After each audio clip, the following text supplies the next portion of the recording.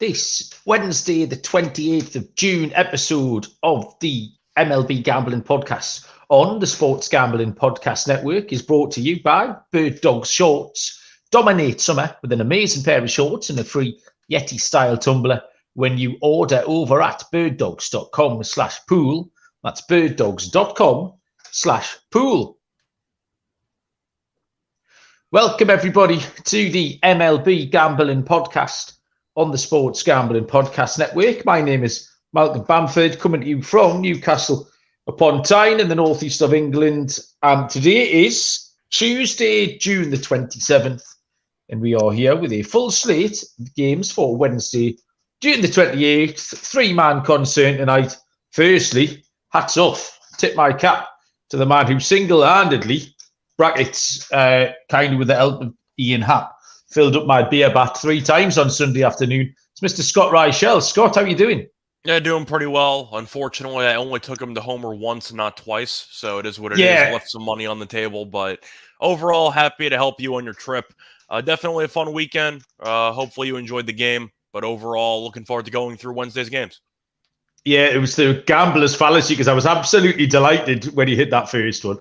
And then when he hit the second one, you kind of get the feeling you've lost. It couldn't have been, it was the most degen thing. Just thinking, oh shit, how could I have turned that into more money? Not just being happy with the money that I made in the first place, like absolute gambler's fallacy in full effect. And also joining us is Mr. Dylan Rockford. D-Rock, how you doing? I'm doing well. Finally got some good weather. Sky's clearing up here on the East Coast. But yeah, I cashed with Ian Happ. I feel like a lot of people cashed with him this weekend. But how was I didn't get to talk to you. How was this series? Yeah, I'll keep it brief because I bored everyone for about 15 minutes yesterday. Moonap's eyes were rolling out of his head. I went on for it. But yeah, so most of the listeners heard. I had a really, really good time. MLB did a great job. The park was great. The experience was great. I was like a dog with 2 dicks all day. I just absolutely loved every second of it. So, if that was something on my doorstep, you couldn't keep me away. I really, really enjoyed it. So, yeah. Are you going back next year with the Mets? Oh yeah. I'm going to go with my Dylan Rockford T-shirt on and see. They might win a game. Do you think they'll win a game between now and then? Probably not. You can dream. Yeah. Funny man. Right, let's have a look. TBDBJ's first in. Evan Captain Sado, it's like peak. Carl Lewis and Ben Johnson, those two every night, trying to get in the chat first. Randy's here. Randy wants to talk Mets. Dylan, if you're ready for that. Reference. I respect that. A Ben Johnson name drop? Respect.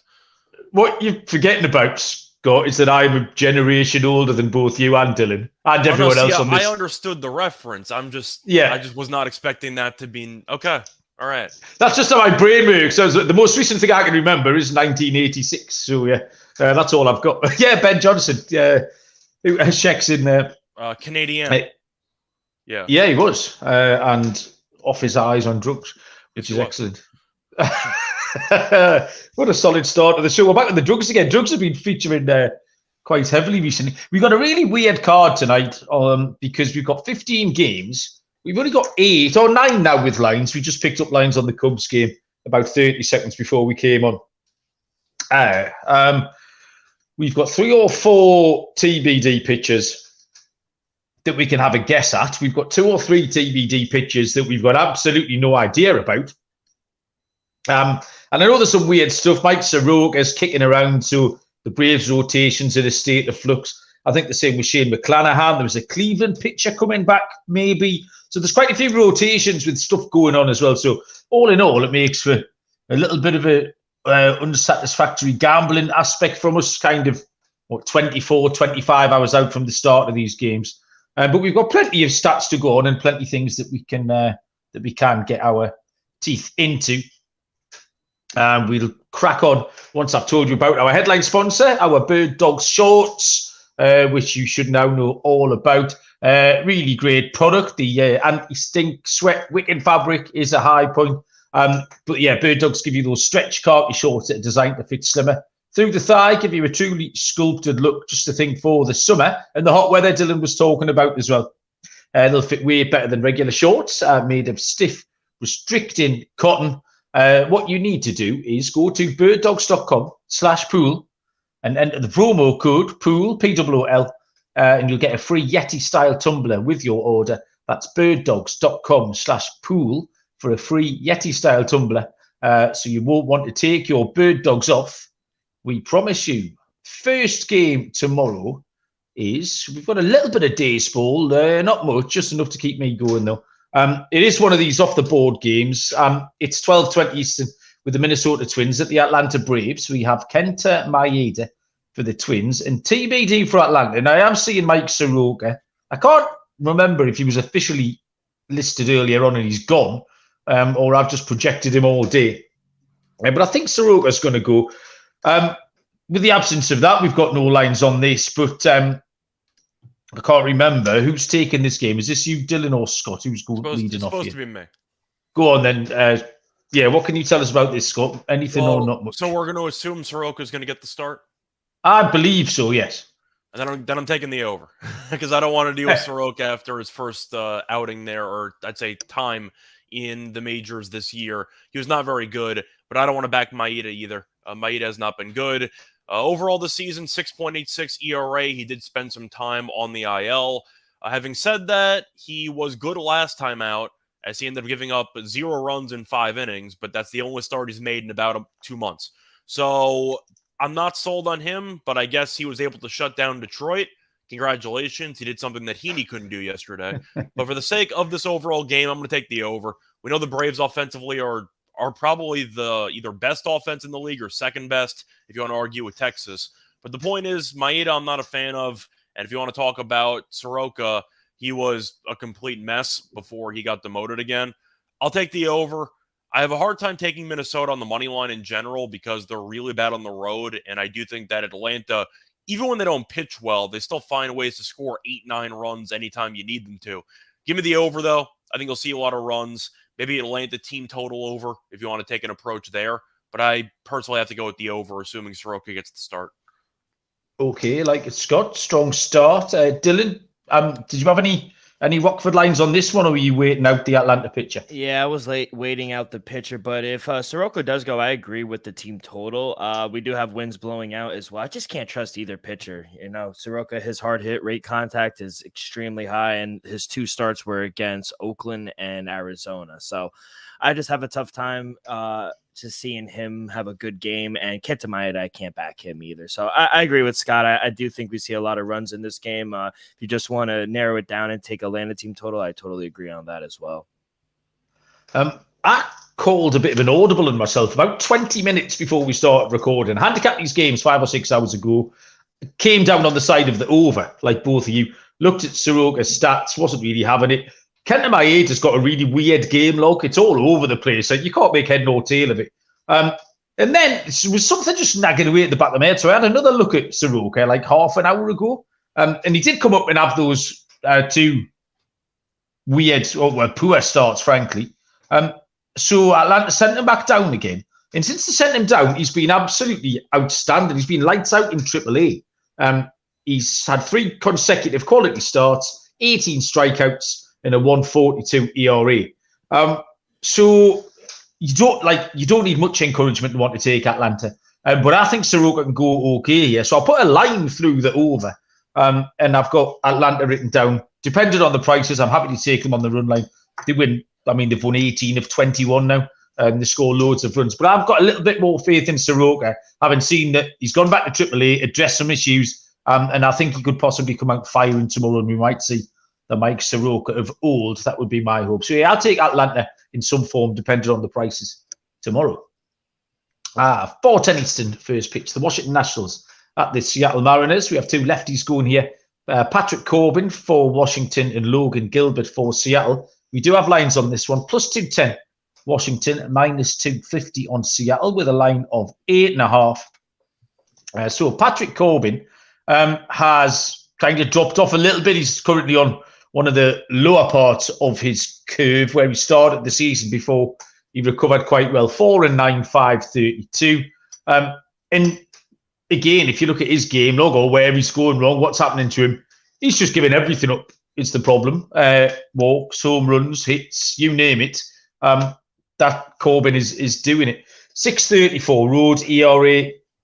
Logan Gilbert is inconsistent. He's 5-4 on the year with a 4.07 ERA. But in his last 5 starts, he's given up 1-2, 6, 1, 5. So you don't really know what you're going to get. His last time have been good. So I'm kind of happier to trust that against Baltimore last time. He pitched really well. Only gave up 1 earned run through 7 innings pitched in that. The Nationals are worse against right-handed pitching. Their June OBP is 290 as a collective, which is terrible. Seattle hit 17 points better against left-handed pitching than right-handed pitching, and they're better at home. I think Corbin could get blown up again here. It'll be a Seattle run line for me, Dylan. Yeah, I kind of took the under on this one. I got an 8.5. I got even money on it. I made my total 8.1. You can find 8s out there for even better money. But I feel like I'm high on Gilbert. I think I say this every time I cap him, but he just doesn't give up too much hard contact outside of his last start. And I feel like Corbin, I feel like he's been pretty much serviceable the whole last month. He just doesn't get the run support. That's why there's a bunch of L's across his Wikipedia page. I just think we see a pretty low-scoring game from both pitchers. I think the Mariners are a low-scoring team regardless, so I'm going to be on the under here, 8.5. Okay, so it's an under for Dylan. Scott, what do you have on this one? Yeah, at first glance, I was kind of also leaning to the under because Seattle as a whole this season has not exactly been good against lefties. Seattle against lefties currently ranks 24th in OPS. So they have struggled a bit against lefties, but they have been better against them recently. As for Washington, this entire month they can't hit. It happens. I don't know if you saw that stat going across. They have not won a series in, what was it, their last 92 series or something, which is almost impossible. I don't know how you even do that, but still, they've not swept the series in 92 series or something, which is insane. But I'm going to lean to the under in this one. Once again, it's a spot where Gilbert is kind of like some box of chocolates, but I'm hoping we'll get the good kind. So I'm going to go with the under here. I think he'll pitch relatively well, mostly fading Washington's offense, which I'm not sold on. Shout out to Lane Thomas, though, who's been good lately, but still. Besides that, though, Seattle offensively, once again, not great as a whole against lefties this season. I'm going to lean under. I don't feel great about it. It's really tricky, though, looking at the series when you have a team that's favored, that should be favored, but they're laying roughly 250 and they're around 500. That's not exactly a good spot there. So I'm going to lean to the under. I don't feel great about it, but there's a couple ways to get there. Maybe Corbin actually pitches decently. Maybe you're looking at Washington once again struggling. I'll lean to the under either way. Captain Sano pointing out that Gilbert has a 1.02 whip, which is a great stat. If you put that together with the June OBP of the Nationals at 290, you can see why Washington are going to struggle to get on the board. So Seattle would have to do a lot of the heavy lifting tomorrow if they're going to get that total to the over. So yeah, the under does look like a good play. The evening slate commences at 7:05 Eastern, where the Cincinnati Reds take on the Baltimore Orioles. Luke Weaver will go for Cincinnati, and Kyle Gibson here is the pitcher for Baltimore. Plus 145 on Cincinnati, minus 170 on Baltimore. Total is set at 9 for Dylan. Yeah, I'm going to fade both pitchers here in this spot. Take the over 9. I made my total 9.5. I'm just not a big fan of either pitcher, especially Weaver on the road. Yeah, the Reds have won 5 of his last starts, but every single one of those games has been a shootout. He's allowing anywhere from 3 to 7 runs in each of those 5 starts. His hard hit rate is around 36% for all those 5 starts. And what worries me is his fly ball rate is extremely high. I think he'll give up a couple deep balls in this one. And don't let Kyle Gibson's record fool you. I feel like he's just not been good this month. In his 4 starts in June, he has a hard hit rate of 47%. And what also worries me in this game is his hardest hit games have come at home, where you really think they should be pitching better at home than on the road. But the Reds, they're just still playing good baseball. They're swinging the bat well. I think we see runs in this game, so I'm going to take the over here at 9. Yeah, I agree with you, Dylan. It looks like an over series. Obviously, we had a 10-3 scoreline in the Monday night game. Luke Weaver gives up minimum 3 earned runs. That's the bare minimum. That's the best you're going to get out of him. And Gibson's been the entire game. Sorry? In the first inning or the entire game?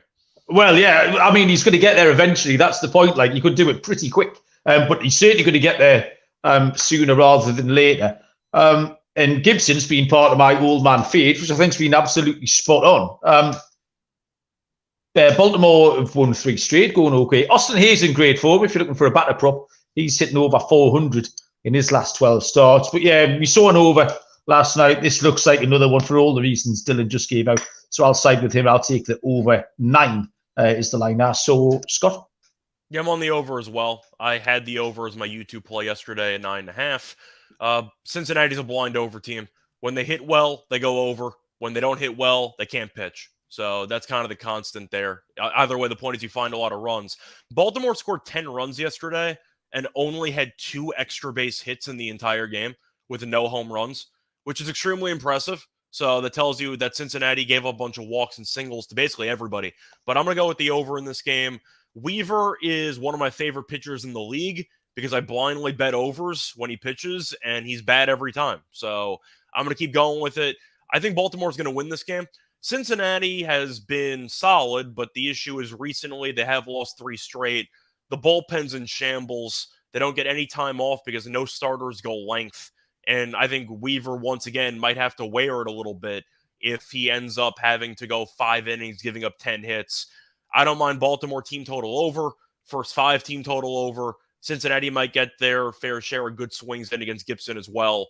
I'm on the over, but I do think if you want to blindly fade Weaver and kind of ignore the Reds a little bit, I don't mind that either. But Baltimore team total over is worth a look. First 5 team total over. I think Weaver gets shelled. That's kind of the short story of it. Yeah, Randy's been pointing out that he said Cincinnati just look exhausted. A young squad have been mentally and physically involved in a lot of big games, a lot of good games. They've had a lot of momentum, but yeah, they could do with the day off, as you were pointing out. The newly branded Lonte De La Cruz has joined the chat as well. Lonte, how are you doing? Nice to have Lonte on board. Okay, we move to 7:05 Eastern first pitch. The San Diego Padres at the Pittsburgh Pirates. Left-handed pitcher Blake Snell draws the start for San Diego, and Mitch Keller will go for Pittsburgh. -155 for the Padres with Snell, +135 with Pittsburgh, and a total of 8.5. Scott? I'm going to lean to the under in this one. It's pretty simple for me. Pittsburgh can't hit. I feel like that's not exactly a secret anymore. They've been a really bad offensive team for a couple weeks. It's why they lost 10 straight games. It's why they barely win any games. And the series over the weekend against Miami showed that because they couldn't score. But if you want to talk about Snell, I got to give him props because I was fading him for the first month and change, made a decent amount of money, and then he remembered how to pitch because Snell has been amazing for the last month and change. Whether it's strikeouts, earned runs, he's been phenomenal. He's allowed a total of 1 run allowed in his last 5 starts combined, which is insane to me. He's had at least 11 strikeouts in each of his last 3 starts. Home, road, doesn't matter. He's just been really, really good. I'm going to lean to the under. I'm also going to have to lean to San Diego first 5 here because Snell's been that good.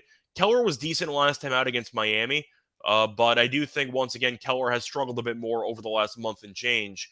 But with Snell's recent form, 1 earned run in his last 5 starts.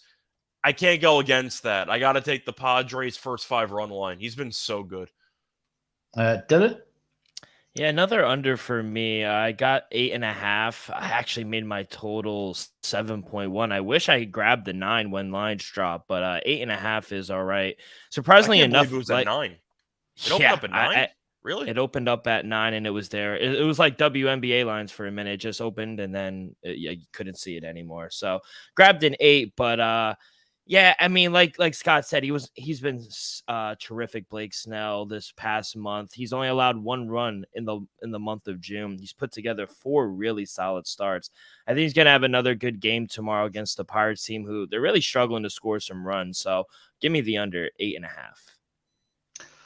Yeah, I was fine with the Padres on the run line here. A combination of Snell being fire, Keller being unreliable, and Pittsburgh not being able to hit at all. I think the Padres could do this relatively bloodlessly. So I will take the Padres with the the 1.5. By the way, I want to just read off Snell's numbers over the last 5 starts because I was trying to group them. So the last 5 starts, 31 innings pitched, 50 strikeouts, a .29 ERA. Yeah, that's all right. .29. We can roll with that. I mean, I was the same as you at the start of the season, Scott, as well. He was kind of one of the first players this season that went on my no bet list for a little while. I just didn't know what to do with him. He kind of nibbles around the edges. I had him down as kind of as a fancy Ryan Yarbrough or kind of Kyle Hendricks. Then all of a sudden, he's put it together and he's very much on the must bet list now rather than the no bet list. 7:07 Eastern first pitch. This game is off the board. It's the San Francisco Giants at the Toronto Blue Jays. Logan Webb for San Francisco, TBD for Toronto, and I have zero clue who this was going to be, and I've nothing else to add to this one at all. Have either of you boys seen a Blue Jays pitcher or a line at all? I see a line. Yeah, line. See a line. I see Toronto being favored with no pitcher. They're around -122. Yeah, -122 for the Blue Jays, +104 for the Giants, over under 8.5. Okay. I mean, I don't mind Logan Webb. He's pretty consistent. He's 7-6 on the earth, 3.16 ERA. That works. He's gone at least 7 innings in 4 of his last 5 starts and giving up 3-2, 3-4, 3 earned runs. You get maximum 2 walks out of him, so you pretty much know what you're going to get. The Giants have won his last 4 starts as well. And that is the point my handicap of this game dries up because I have nothing else to add. So anything else you boys want to stick into this? I'll lean Giants if I had to pick a side. At least I know which pitcher is going for San Francisco, and I know that Webb's reliable. And even when he's been decent, he still goes 7 innings. So he can give your bullpen a nice rest because he tends to go length. I'm not sure who Toronto's going to use. They are not going to use Manoah, I'll tell you that much. But still, that's a separate can of worms. I still think that Toronto might be piecing some stuff together. They might have to call somebody up at the last minute. Maybe it's a bullpen game. But for the sake of looking at whoever Toronto's going to use, the person's going to be worse than Logan Webb. So I'm going to go with Logan Webb. At +1. Yeah, I was just thinking that which of the Blue Jays rotation would it have to be for you to move the line. And it can't be Gosman because he's going tonight. And after that, it's all kind of much of a muchness, so no one the rollout's going to put you off particularly. You just mentioned Alec Manoah. A couple of people in the chat are bringing him up as well. Did pitch today in the Florida complex against the New York's under 8s, I think it was, and went 2 1/3, something like 10 hits, 11 earned runs, something horrible. So clearly whatever they're doing hasn't fixed him yet. So good luck, Alec, sorting that out. I think it's I was doing some digging while you guys were talking. I think it's going to be a bullpen game. Trevor Richards going for him. But yeah, I got to lean with the Giants at plus money as well with you guys. Underdog Fantasy are here, and Best Ball Mania 4 is giving away $15 million in prizes. Underdog Pick'em is a great way to get down on your favorite MLB and college baseball player props. Loads of ways to win over on Underdog Fantasy and active in a lot of states too. Head over to underdogfantasy.com. Use a promo code SGPN for a 100% deposit bonus up to $100.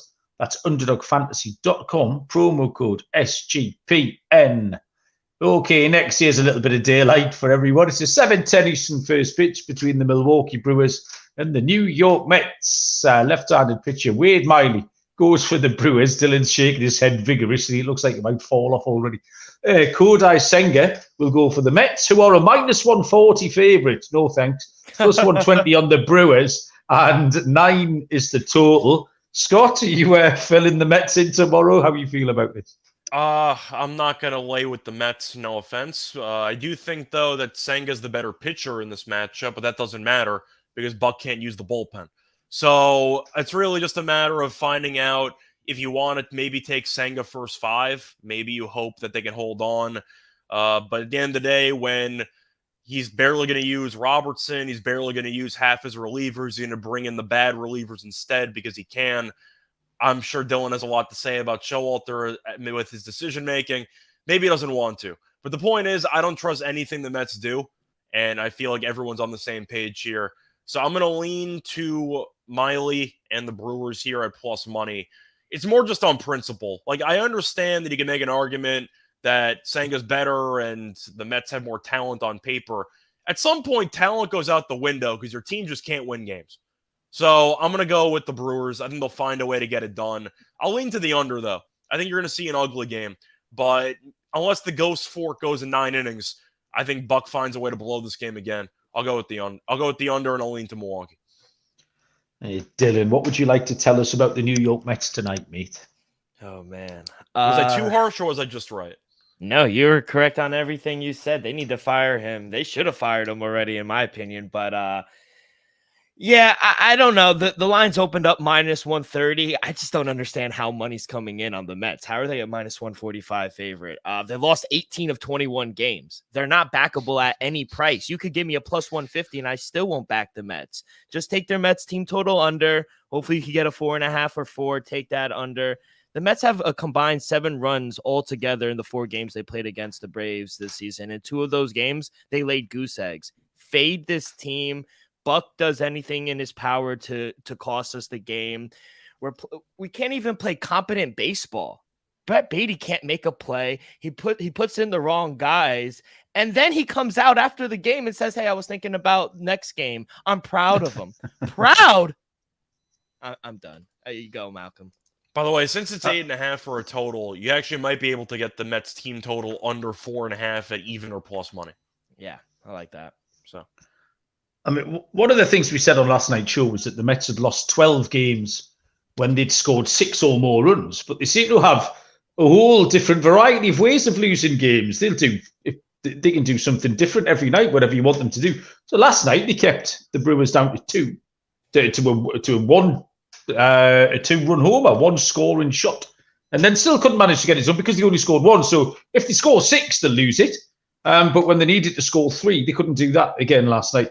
Yeah, they're absolutely on the naughty step for me. If you bet them, you shouldn't be allowed money. It's another one of those situations. And the Brewers are actually going okay. They've won 7 of 10. This isn't just about fading the Mets. The Brewers have won 7 and 10. Christian Yelich is weekend, right? They swept Cleveland, I think, over the weekend. Yeah. Christian Yelich is really high up on a lot of charts this month. He's sitting out of his skin. So Yelich prop. But yeah, you have to take the Brewers again on everything you know, and also on principle, as Scott says. I'll take Milwaukee and plus 120. Add insult to injury. They're smiling, walking back to the dugout. They're proud of the way they've been playing. I still can't get over the Sunday game. That 8th inning, yeah. I can't get over that. Well, I didn't realize Buck was the same pitcher who messed up in the playoffs against Toronto when Jose. Yeah, used Ubaldo instead of Britton. Yeah. Oh my God, I didn't realize that. It just all makes sense now. Yeah, if there was ever a time to try and get a 5-out save from Robertson, Sunday was the time to do it. Just fuck it. We need to win this game. Go through the barrier and just get us this win. And he just wasn't able to pull the trigger on that train of thoughts for whatever reason. And then you say the interview's painful to watch. Like he looked a little bit like Tony La Russa last year. He just looked a bit baffled by everything, a little bit overwhelmed. So yeah. It's all a little bit ugly at the moment down there. Next up, we have a 7:10 Eastern first pitch between the Miami Marlins and the Boston Red Sox. More off the board stuff, unfortunately. Left-handed pitcher Braxton Garrett is confirmed for Miami. Boston is TBD. I've got Brandon Walker going for Boston. I have no lines. Dylan, did you manage to knock anything up on this game at all? Yeah, I didn't have lines. I didn't see him going either. I saw Garza maybe going. Oh, okay. For him. But yeah, either way, I'll probably lean with the Marlins here. Luis Arraez, any batter prop, HRR, total base prop for him as well. Both playing some good baseball. Red Sox 6-4 in their last 10, Marlins 7-3. But I like Garrett. I feel like he's been better than the way he started the season. So depending on the price, if I could get a nice plus price, because you got to think Boston's going to open up the favorite at home, maybe a plus 120, plus 125. I'll take the fish here. It's Brandon Walter, not Brandon Walker. It was pitched in one game this season, a game that they lost 6-0 to the Twins, but nothing much about this. I do think Miami will be a serviceable price, or whatever we see, really. And I'm kind of falling a little bit for Braxton Garrett. He's one of my favourites at the minute. He's fine on the road. Walter did okay on debut, but did lose, and I expect the same outcome again here. I would take Miami. Scott, any light to shed on this one? Yeah, for me, I'm going to go with Miami. I ended up backing. I backed Garrett last start against Pittsburgh, and he pitched well. Struck out double-digit guys, actually. He was really good in that start. So you mentioned two pitchers potentially for Boston who might start. Walter did have one appearance in the majors this year. He pitched relatively well. However, his minor numbers are atrocious. This season in the minors, 13 appearances, 6.28 ERA.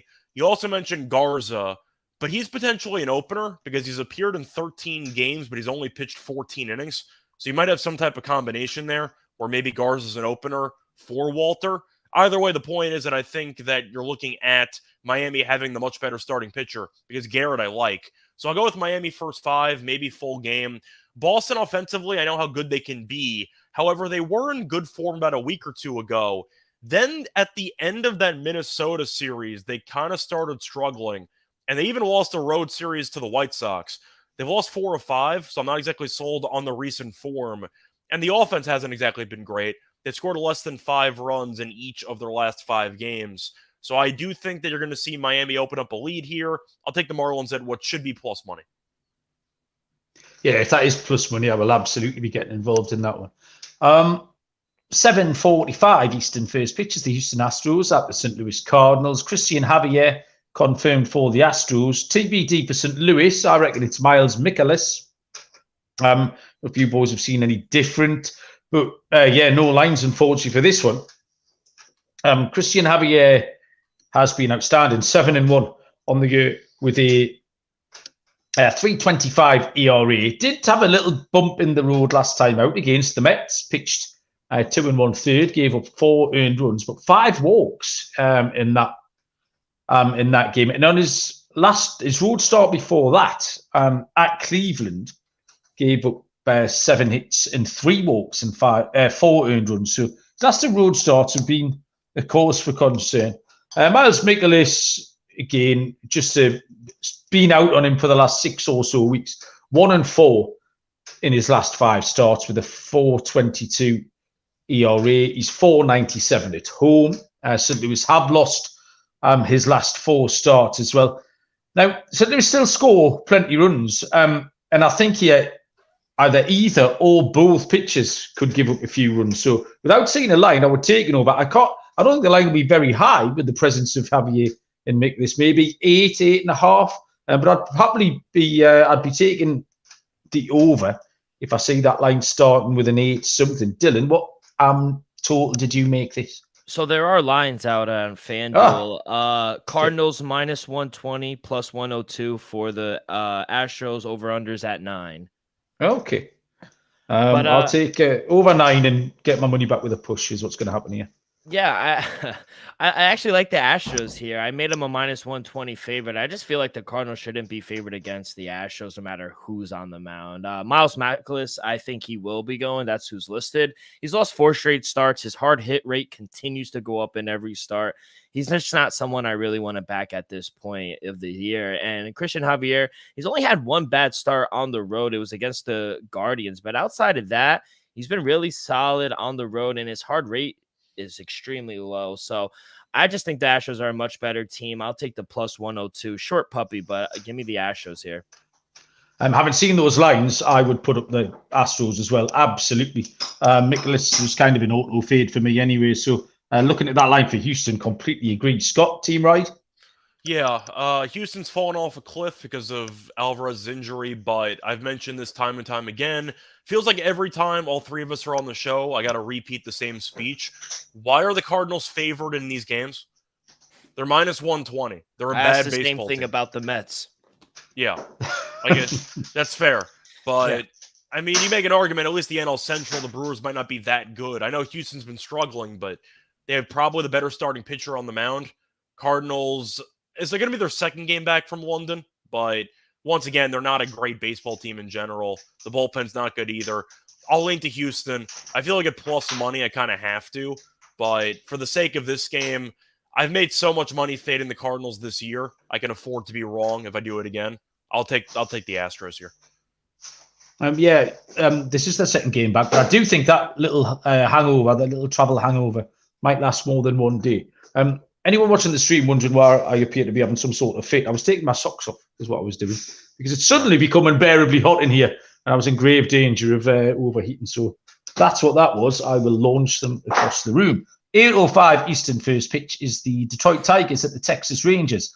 Left-handed pitcher Joey Wentz goes for Detroit, and Dane Dunning goes for Texas. We do have some lines here. Minus 200 for Texas at home, with plus 170 on the Tigers, and a total of 9, Dylan. Yeah, I can't believe I was able to get plus money when the lines dropped on the Rangers run line. I took that plus 105. You could actually even get even money still over at DraftKings on the Texas Rangers run line. I also lean over 9 as well. I made my total 9.8. I just got to fade Joey Wentz here on the road. His last 5 starts have been awful. His hard hit rate is around 43%. And, I just don't think the Rangers, I know they've lost a few games now, but I still think they're the much better team. Dane Dunning, he's all right. His hard hit rate was around 66% that one game against the Tigers. But I mean, I would argue that he kind of got lucky in that game. I know that they beat the Rangers that game. I just don't trust them here on the road. The Rangers are going to turn this thing around. Not going to overthink this one. I like the Rangers big here tomorrow. I think they score a lot of runs as well. So Rangers on the run line, and I also like the over. Okay, Dylan, keeping it simple. Scott? Yeah, I'm going to go with the Rangers run line as well. Wentz did pretty well against the Rangers first start the season, but he did give up 7 hits, and he did go less than 5 innings, so it did seem like Texas stranded a lot of guys on base. So they made good contact, they just couldn't capitalize. But Wentz is really just not a great pitcher, and I'm being generous because he's literally 1-8 with a 6.72 ERA. But I think at the end of the day, Texas is going to be able to get a lot of opportunities against them and the Tigers bullpen. The Tigers have lost each of Wentz's last 4 starts by multiple runs, so they're not covering the run line either. Whenever he starts, the reverse run line. And I know that Detroit did win yesterday. Heaney, not exactly in great form, so I'm not totally shocked by that, especially with the hard hit numbers that he had. But still, you're looking at Detroit's offense, it's a AAA team. I mean, it is what it is. It's not their fault. Half the roster is injured. But I do think when you're looking at the talent from top to bottom, it's not even close. I think Wentz will probably get shelled. And I think that Dunning, who's actually been really good this year, and especially lately, last 2 starts for Dunning, 13 innings, 4 earned runs. So he's been solid against 2 good offenses, against Toronto and the Yankees. I know the Yankees have been quiet lately, but still. I'm just going to go with the Rangers on the run line here. Not going to overthink it. I'll take the best home offensive team against Wentz with a pretty good pitcher on the mound in their own right. Give me the Rangers run line. See, I don't mind Wentz. I don't think he is terrible, but there's a stark difference when he's pitching on the road. And that's the reason for my fade here. My pick is going to be the Texas rundown with you two. Detroit had their win on Monday night. One little interesting nugget here is that Detroit haven't lost back-to-back games since June the 14th. So if Detroit lose tonight, if they lose tonight on the Tuesday, it means they can't lose tomorrow. So we'll have to call an audible and back them tomorrow. But other than that, it's got to be a Texas run line, really. It was that was the standout boring pick play on this evening's card. 8:05 Eastern is the Philadelphia Phillies at the Chicago Cubs. Aaron Nola for Philadelphia and left-handed pitcher Drew Smyly for the Chicago Cubs. Minus 116 for the Phillies. Even money, plus 100 on the Cubs. Total is 8. Scott, lead us off. So this one I feel like could go either way. I do like the Phillies on Tuesday because of the jet lag angle with the Cubs and, all that stuff. But I think for the sake of this game, I think I'm going to go back to it. I think I'm going to take the Phillies here. Nola, I know, has not exactly been great lately, but I'm looking at Chicago's recent form. They've been pretty good, but I did see some concerning things in that London series, and I do think that when you're looking at Smyly's numbers against Philly in his career, not great. Philly's active batters, 90 plate appearances, a 301 batting average, and a 356 on-base percentage. But Philly's been good. They've won 8 of 11. They did manage to win the series over the weekend against the Mets. And I do think when you're looking at just where the talent lies between these teams, I think Philly's the more talented team. And I do think that when you're looking at which pitcher is better, Smiley's had a good year, but I think we'd agree in terms of talent, Nola is the better starting pitcher. I'm going to go with Nola here. I think it's a pretty cheap line for, in what my opinion is the better team, and I don't think it's really close. So I'm going to go with the Phillies to get it done here at minus 116. I'd be shocked if this line was still 116 as it got closer to game time. I know Nola's numbers aren't great on the road, but Nola did pitch very well against the Braves last time out, 6 innings, no runs. So I do think maybe he might have turned a corner there. But to go through his numbers against the Cubs in his career, a ton of at-bats. The Cubs have faced him 157 times with plate appearances, a 174 a batting average, and a 217 on base percentage. So a massive amount of reps, and they can't touch him. I'm taking Nola. Okay, Dylan, you often have a little weather report at the Cubs with regard to the tool. What's the wind doing tomorrow? Do you know? Yeah, the wind is going to be pushing in. We got 9-mile-an-hour winds blowing in tomorrow, but I still lean over. I made my total 9.8. I don't know. I feel like we could see some runs in this one. I actually lean Cubs. I made them a minus 110 favorite. I just can't trust Aaron Nola at this point. So I lean Cubs and I lean over in this one. Yeah, I was the same as you, Dylan. I was over. I've got the word trust written down, which is the word you just mentioned. He had one good start. He's 5 games he started at the Cubs in his career. At Wrigley Field, he has a 5.23 ERA. Drew Smiley gives up a few as well. So that was enough for me. They can both contribute, and we can get over that total of 8. 8:10 Eastern, first pitch between the Cleveland Guardians and the Kansas City Royals. Game is off the board. We have Logan Allen, left-handed pitcher for Cleveland. Kansas City is officially TBD. I've got Austin Cox written down here, which is bullpen day probably. No lines at all, so a bit of a scruffy one to try and handicap. I can tell you a little bit about Logan Allen, 3-2 with a 3.68 ERA. He's run into some issues lately after a hot start in the majors. The Guardians have still won his last 5 starts. And KC are one of the better opposition for you to go and face for Logan Allen. So Austin Cox has pitched 12 1/3 out of the bullpen. Hasn't given up any runs yet, so he's going along okay. If you gave me $50 right now and told me to back someone, I don't want either side. You've got 2 poor offenses. I think Logan Allen will pitch well. And even if Cleveland win, it's your classic, they're going to win it 4-1 or something. So I lean towards the under, but I'm short of information to give you much more than that. Scott, you've got anything on this? Yeah, for me, I'm just going to take a spin here with the underdog. I know that back in Kansas City, any time is usually a waste of money.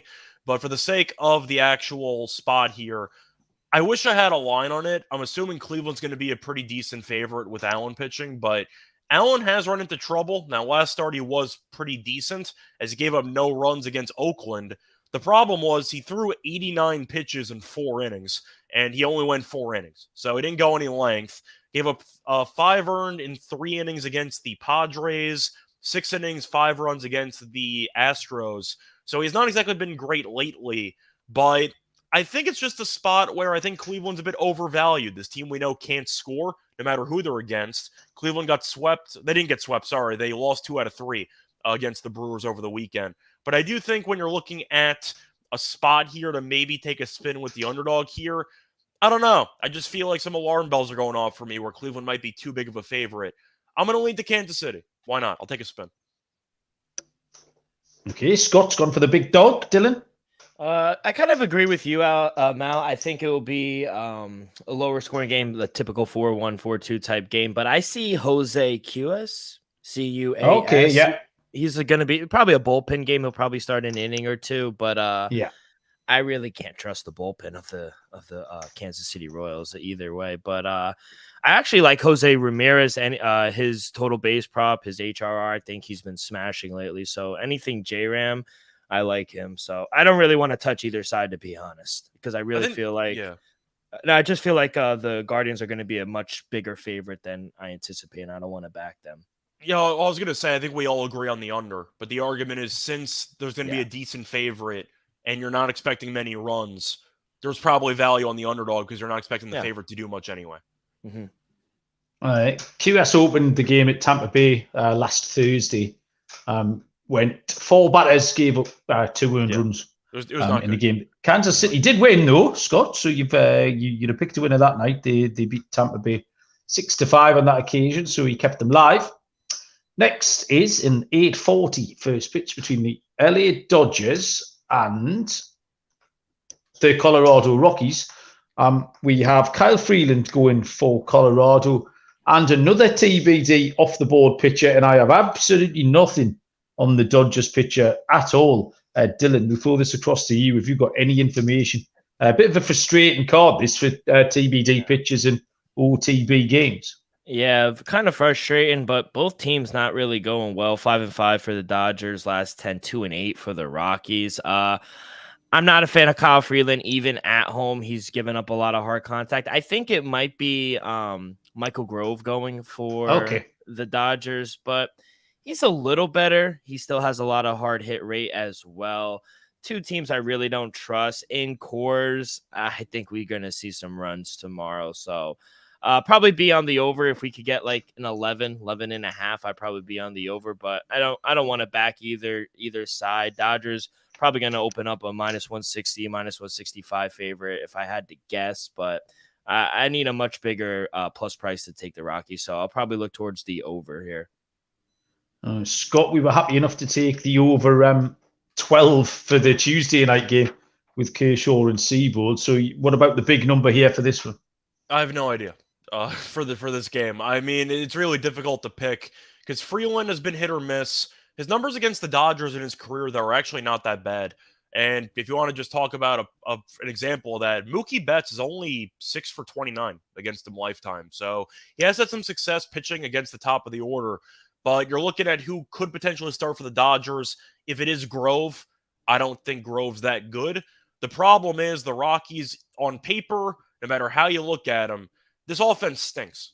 Like, their lineup is really, really bad, even at home. So the argument is, even if Freeland pitches decently, do I think the Rockies are actually going to be able to make Grove pay? I don't know the answer to that. So I'm really on the fence here. I think if I was going to go for a pretty interesting play, which sounds extremely dangerous, maybe Dodgers first 5 team total under. If that's only if it's at like 3.5. If it's at 3.5, maybe I'll consider it. Because Freeland, once again, has actually been decent against the Dodgers in his career. But for the sake of this game, I only have 1 listed pitcher. I don't have any lines. It's a pass until further notice. Like, I was trying to figure out something. I can't. All I know is I really can't bet Colorado because with Crone being injured and with Bryant being injured, they have nobody that I actually like on this entire team. I think Nolan's okay as a young rookie, but still, I think I'm just going to go with the Dodgers team total under in the first 5 and pray. That's kind of how I'm looking at it. Randy saying that Grove followed Kershaw's last time through the rotation, so could very well be Grove. The only thing I've fetched out here is that Grove has given up 7 home runs in his last 19 innings pitched. So you got a chance of picking a couple of Colorado players who might be able to hit it out. But apart from that, it was a no bet for me. Just again, lack of information, and I wasn't too disappointed at having to no bet it because I was struggling to find an angle in. Anyway, 9:38 Eastern. First pitch is the Chicago White Sox at the LA Angels. Lucas Giolito for Chicago and Jaime Barria for the Angels. Plus 110 on the White Sox, minus 130 on LA with a total of 9. Lucas Giolito, 5-5, 3.41 ERA. He's in good form. 2.17 ERA in his last 5 starts. His last 2 road starts have been excellent as well. He faced the Angels once so far this season, gave up 3 earned in 5 innings pitched. 2 homers cost him that day. I'm expecting a good start tomorrow from Giolito. Lewis Robert is in outstanding form for the White Sox as well, if you're looking for a batter to follow. Jaime Barria, 2-2 on the year, 2.14 ERA. He's bouncing around between starting appearances and long relief appearances. He's pretty reliable. This is really, really close. I found a deciding factor. I found a kind of key to the game at the prices, which for me is the Angels' home form against Chicago's road form. Ohtani is another player who's in great form, 11 home runs in June. I just think with the split difference between, like I say, the Angels at home and the White Sox on the road, and what was really a coin toss, I think the Angels are more reliable in this spot. So I'll take the Angels at -130, Dylan. Yeah, very slight lean towards the under 9, but nothing too concrete. This was just a game I really didn't have a good feeling on. I feel like the Angels should win this game, but I saw them at a -140. I mean, I only made them a -130 favorite, and I set my total at 8.6. So both teams, they've been playing in so many low-scoring games. 9 just seems a little high. White Sox 4-0-1 toward the under in their last 5 games. So Angels 8-2 toward the under in their last 10 games. So I just think we see a lot of low-scoring games between these two clubs. So I'm going to lean under in this one. Okey-doke, Scott? Yeah, for this one, I feel like I'm seeing this eye-to-eye with Malcolm. I'm going to go with the Angels at home. Yesterday was a perfect example of why you really should not put money ever on the White Sox, because in a 1-1 game in the 9th inning, they brought in Bummer to pitch, who's got an ERA north of 6. I don't know the thought process there. I don't know why he's still on the team. But then again, for the White Sox, they just invent new and creative ways to lose. The Angels, they might fall apart at some point, but as of right now, they're playing pretty good baseball. I know they lost a series over the weekend despite outscoring Colorado by roughly 30 in one game. But still, I'm going to go with the Angels at home. Berria's been pretty good. Giolito's been okay, but he does pitch to contact, which could be a bit of a problem, especially with Ohtani and Trout in the lineup, and Moniak, who's been very good. So I'm going to go with the Angels. They have a lot of talent in the lineup. The White Sox, besides Robert, who has been really good, or Robert, they don't really have many other guys who've really stepped up. So yesterday was a good example. Robert had a solo home run in the first inning, and they scored no runs in the final 8 innings of the game. So I'm going to go with the Angels. Besides that, the Angels' bullpen's been decent. The White Sox bullpen's not very good. I think it's a low number for the Angels at home. The penultimate game on the card this evening is the Tampa Bay Rays at the Arizona Diamondbacks. Zach Eflin for Tampa Bay and Zach Davies for Arizona. -150 the Rays. +130 on the Diamondbacks. I've got my Diamondbacks hat on tonight. You haven't noticed. Total set at 9, Dylan. Yeah, sorry, I was on mute. This is probably one of my favorite plays. I love the over 8.5. I felt like that was a gift in my opinion. I made my total 10.3. It's not so much that I'm fading Zach Eflin. I know his record and his ERA aren't the best on the road, but I feel like you shouldn't pay attention to that. His hard hit rate on the road has only gone above 40% one time this season. He's pitching a lot better than his ERA is telling you. In the last month, he's had 6 starts with an average hard hit rate of 33%. He gets a lot of ground balls. It's more of a fade of Zach Davies, if I'm being honest, especially the way he pitches at home. 4 of his last 5 starts at home have gone over this number. His hard hit rate at home are in the 70s. So he's just getting shelled. I think the Rays tee off on him tomorrow. I think the Snakes, they're capable of scoring a few runs themselves as well. So 2 top 5 lineups, I think we see a ton of runs. So give me the over 8.5. Completely agree with you, Dylan. Zach Eflin's hit a few speed bumps lately after an outstanding opening to his season. So he's slowing down a little bit, and he has been worse on the road. The last 3 games Zach Davis appeared in have featured 13, 15, and 18 runs. That's plenty runs. So, yeah, the over 8.5 looked a pretty happy place for me to stop on this one. Scott? Yeah, I'm with both of you, but I'll go with the Rays team total over instead. Just looking at how bad Davies is, you can make an argument that he's a bottom 3 starting pitcher in the league. I feel like it's pretty self-explanatory. Not only has he given up a lot of runs, he hasn't gone any distance whatsoever, which is correlated, obviously. But you're looking at his last 3 starts, 6 earned runs, 8 earned runs, 4 earned runs, including errors, 6 runs, 9 runs, 6 runs. And he's gone a total of 10 2/3. And if you're looking at the actual results, the Diamondbacks have lost each of those games by at least 3 runs. I think the Rays win this game comfortably, but for the sake of convenience, I'll take the team total because you get a guaranteed 9 at-bats of the road team.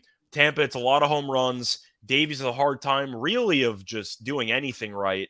He's walked 3+ guys in 2 of his last 3 starts, doesn't strike anybody out, and Tampa's got a lot of depth on the lineup. Give me Tampa team total over. They might score 8 runs in this game. Just give me Tampa over.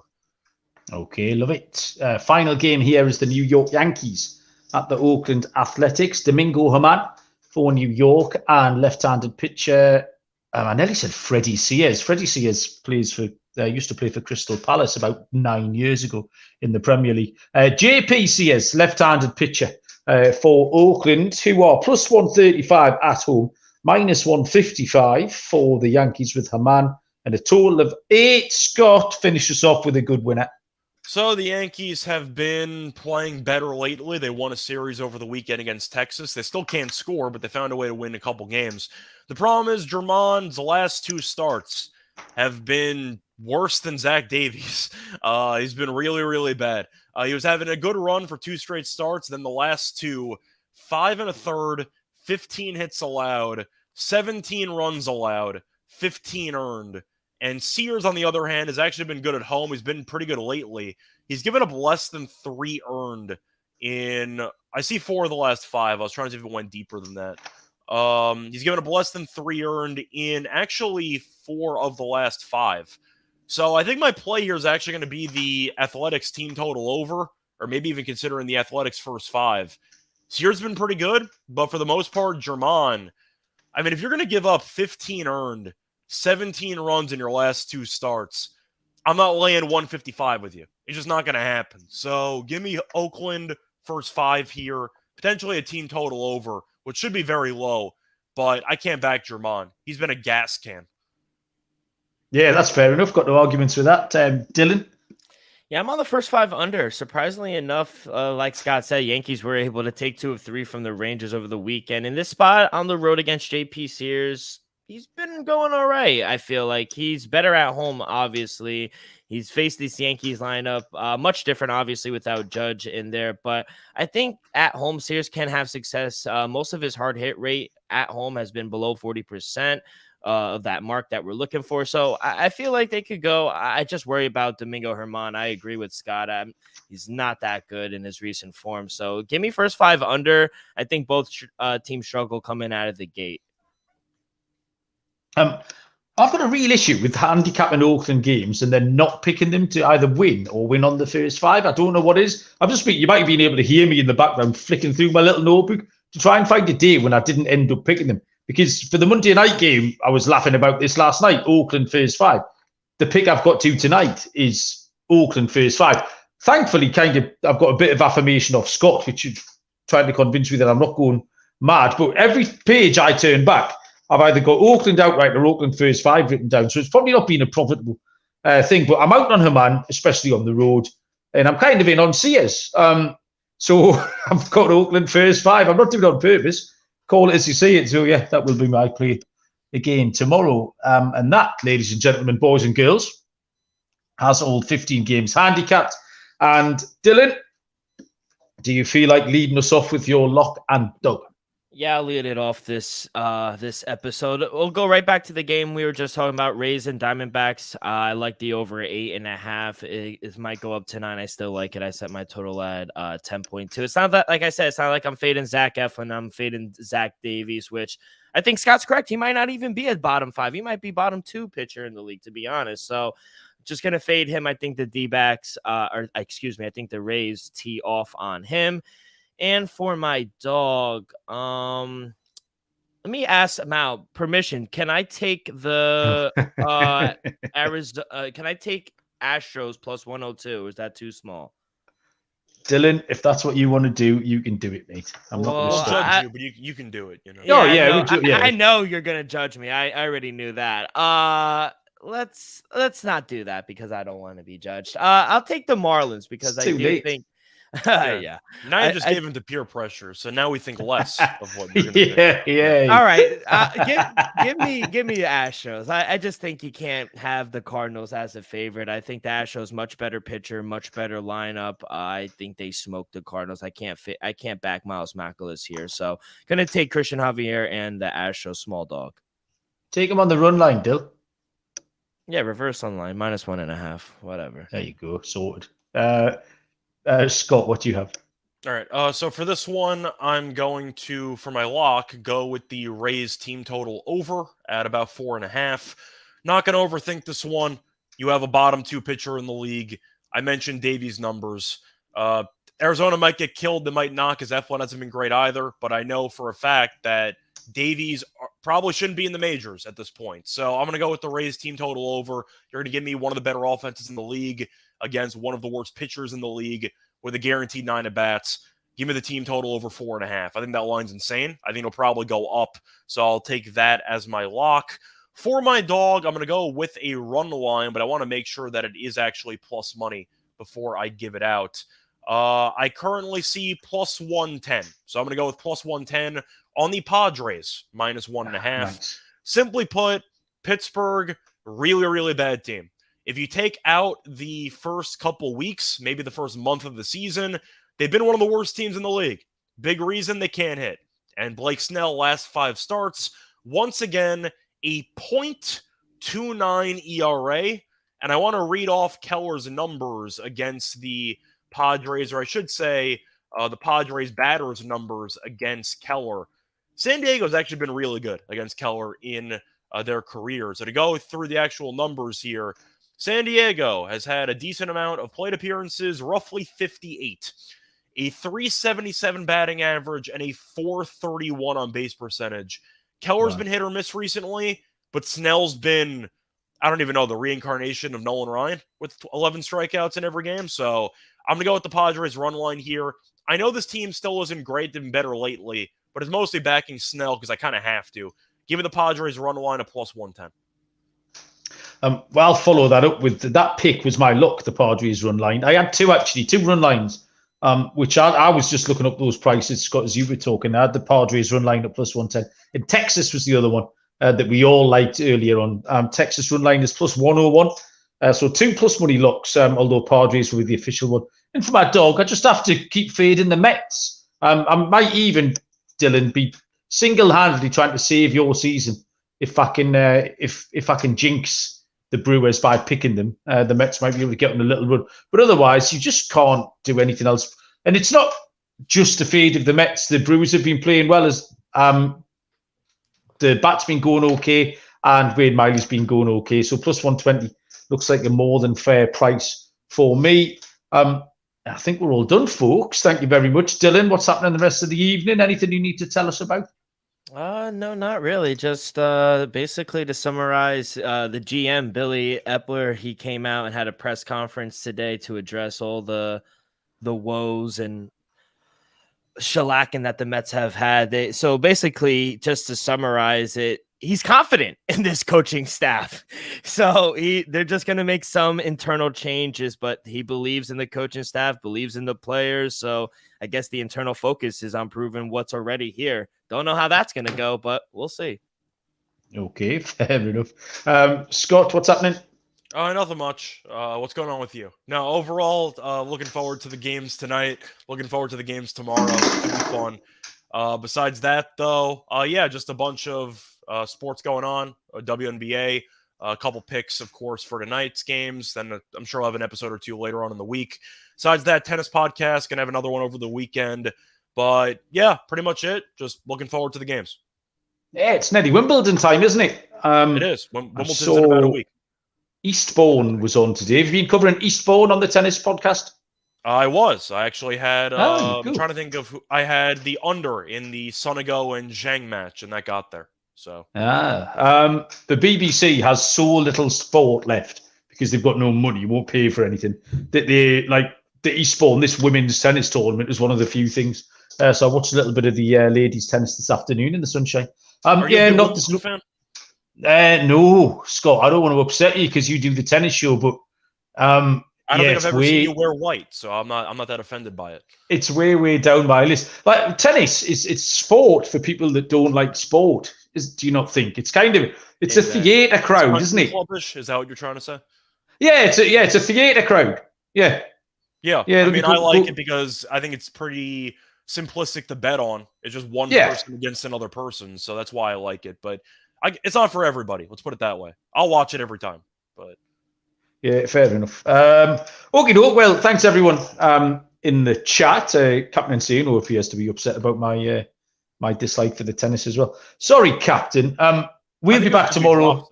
I thought that's. Oh, do you know what that was? It was me beer bat, which I've just been keeping down, but they're not very steady, as you can see, and it just went over. But I quite like having it now. It's really good for pointing at things, I've discovered.